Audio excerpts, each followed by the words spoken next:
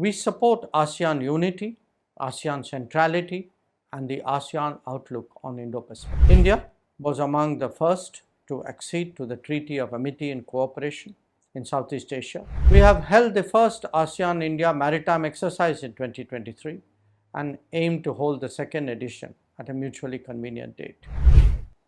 Excellencies, good afternoon and Xin Chao.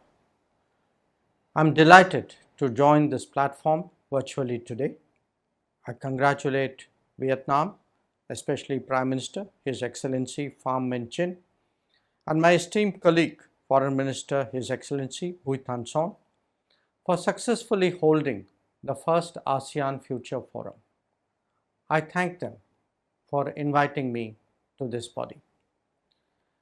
India and ASEAN are neighbors, sharing millennia-old cultural and civilizational linkages. The ASEAN-India relationship, which has now entered its fourth decade and has matured into a comprehensive strategic partnership, is based on shared values and common aspirations. Excellencies, ASEAN is at the heart of our Act East policy and is a crucial pillar in India's wider Indo-Pacific vision. We support ASEAN unity, ASEAN centrality, and the ASEAN outlook on Indo-Pacific. India truly believes that a strong and unified ASEAN can play a constructive role in the emerging regional architecture of the Indo-Pacific.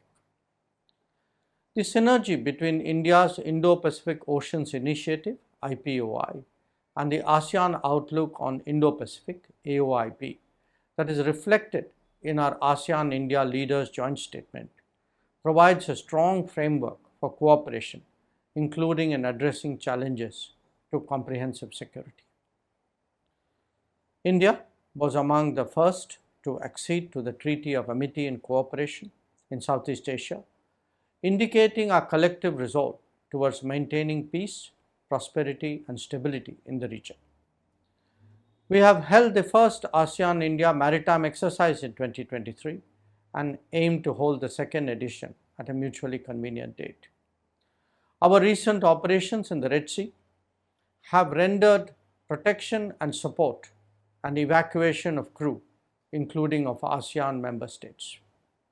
As a net security provider and a first responder, India's initiative of security and growth for all in the region, SAGAR, is aimed at contributing towards peace and stability in the region.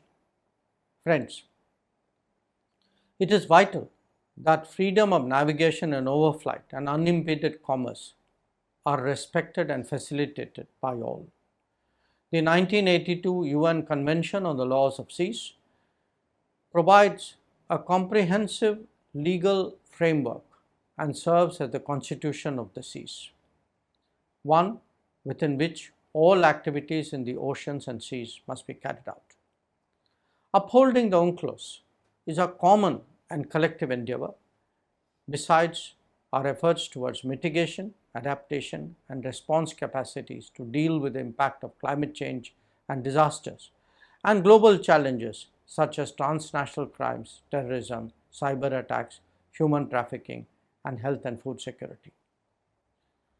The digital era and increasing use of artificial intelligence have resulted in a premium being put on trust and transparency, affecting our concept of security.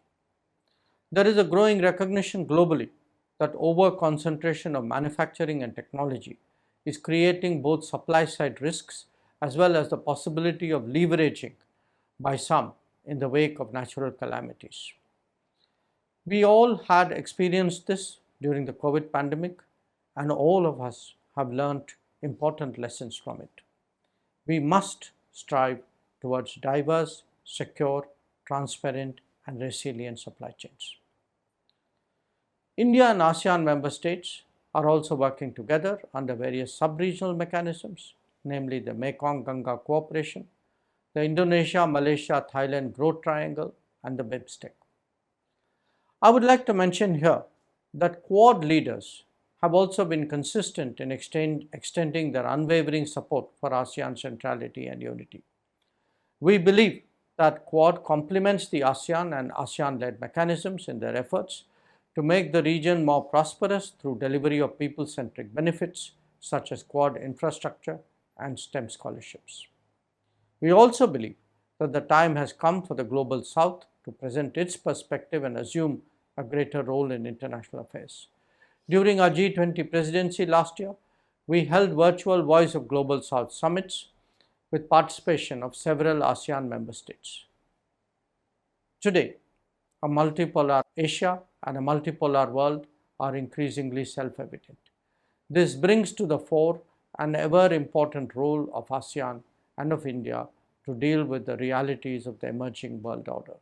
It underlines the need for greater cooperation and coordination between India and ASEAN. I thank you for your attention.